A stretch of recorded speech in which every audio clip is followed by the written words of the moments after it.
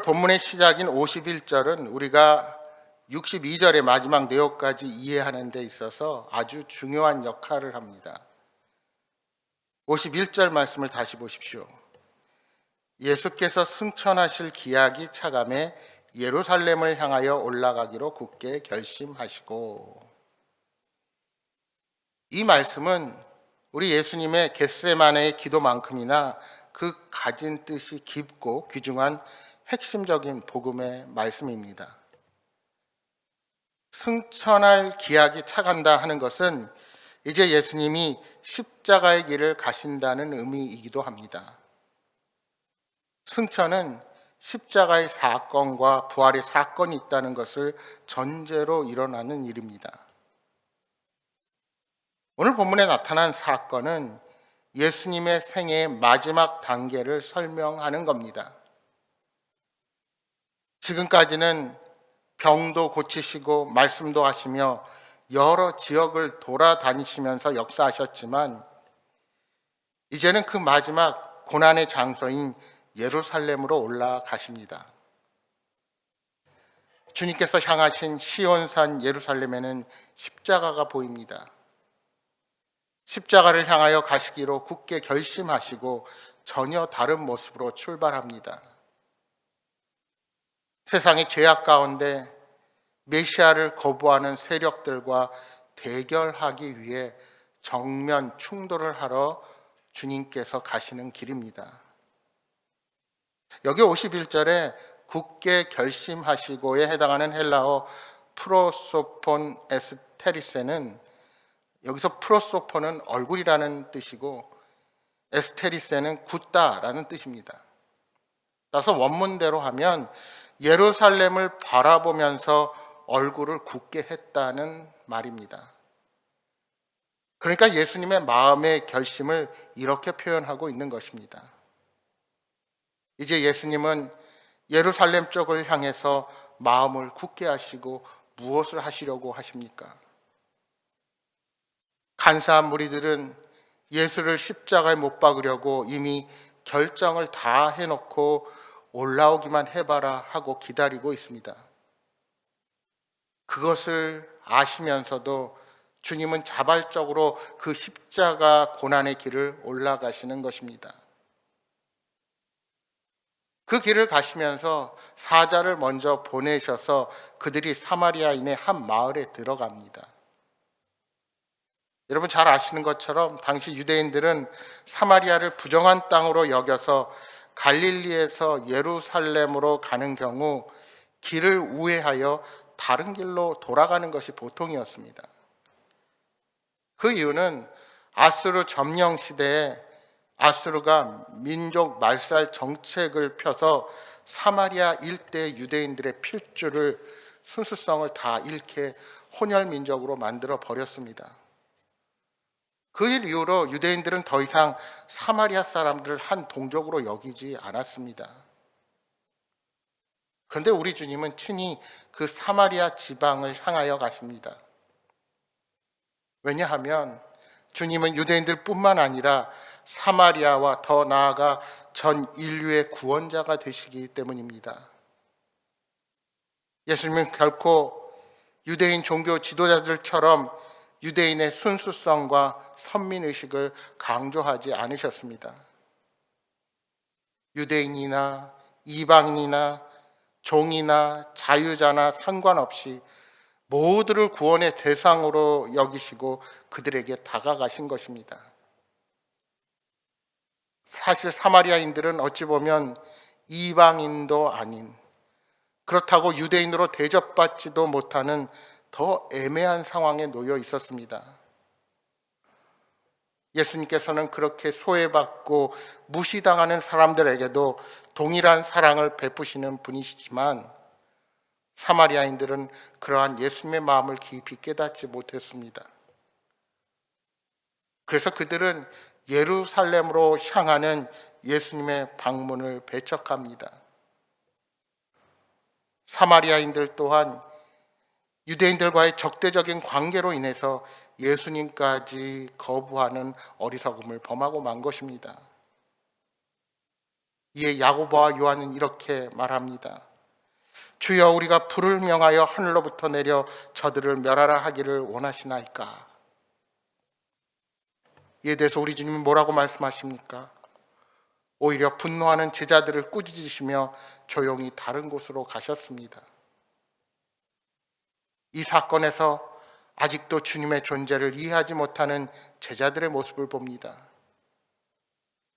주님께서 이 땅에 오셔서 고난의 길을 가시고자 하는 이유가 어디에 있는데 예루살렘으로 향하여 올라가길 굳게 결심하고 나서는 그 주님의 뜻을 깨닫지 못하는 겁니다. 주님은 이미 제자들에게 말씀하셨습니다. 누구든지 목숨을 얻고자 하면 잃을 것이요 목숨을 잃고자 하면 구원하리라. 그러나 그들은 그러한 주님의 말씀을 망각한 채 그저 배척당했다는 사실로 분노하여서 사마리아인을 저주하고 만 것입니다. 주님의 마음이라면 오히려 이러한 상황에서 주님을 알아보지 못하고 배척하는 사마리아인들을 바라보며 안타까워하고 불쌍하게 생각했어야 했을 것입니다. 그러나 제자들은 아직도 주님을 정치적인 메시아 정도로만 생각하고 있는 것입니다. 따라서 민족적인 편견을 가진 유대 종교 지도자들처럼 제자들도 그 주님의 큰 사랑을 깨닫지 못하고 있는 겁니다. 사랑하는 여러분, 혹시 이것이 우리의 마음은 아닌지 돌아보십시오. 우리는 전도하다가 사람들에게 배척당하고 무시를 당했을 때 그들에게 어떠한 마음을 품었습니까? 우리도 제자들처럼 그들을 저주하고 미워하는 분한 마음을 품지는 않았는지요?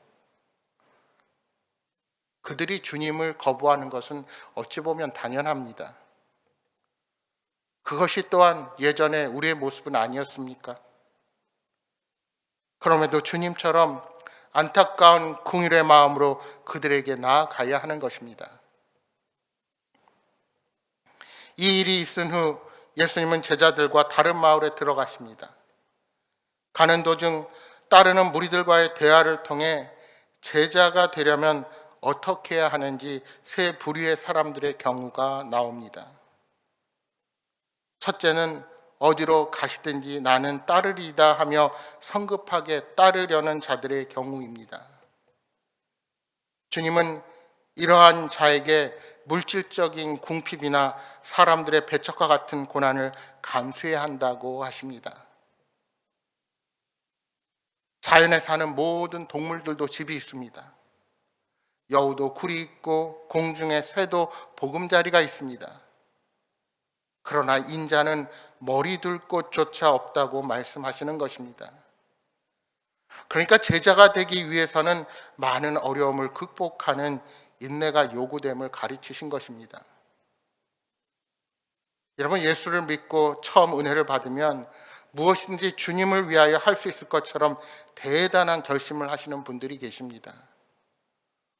그러다가 교회 생활에서 사람들과의 관계에서 부딪히고 사회생활에서 기독교인으로서의 삶을 고민하다가 처음 가졌던 사랑을 잊어버리고 사는 경우가 얼마나 많습니까? 진정 중요한 것은 맹목적인 뜨거움이 아니라 하나님을 향한 뜨거운 가슴과 차가운 머리를 함께 가져야 합니다. 그리고 서 있는 삶의 현장에서 만나는 모든 장애물들을 지혜롭게 넘는 신앙의 자세가 필요합니다. 때론 어려운 일이 닥쳐도 인내를 가지고 그 순간들을 이겨내고 마침내 복 주시는 하나님의 사랑을 기다리며 나아가야 하는 것입니다. 두 번째는 예수님을 따르기를 지체하는 사람들의 경우입니다. 우리가 하나님 나라의 일을 함에 있어서 무엇보다 우선권을 주님께 두어야 합니다. 사실 오늘 본문 59절, 60절 말씀을 잘못 이해하면 기독교를 비윤리적인 종교로 볼 수도 있습니다. 부모님의 장례식을 엄숙히 수행하는 것은 자식된 도리로 당연한 것입니다. 그런데 죽은 부친의 장례식은 가족에게 맡기고 너는 나를 따르라니 비윤리적으로 볼 수도 있는 것이죠. 그러나 우리가 성경을 통해 보듯이 오히려 예수님께서는 부모를 공경하는 것을 하나님을 공경하는 것과 동일하게 말씀하셨습니다. 따라서 오늘 본문의 경우 부친을 장사 지낸다는 것은 예수님을 따르지 않을 핑계로 이 말을 한 듯합니다.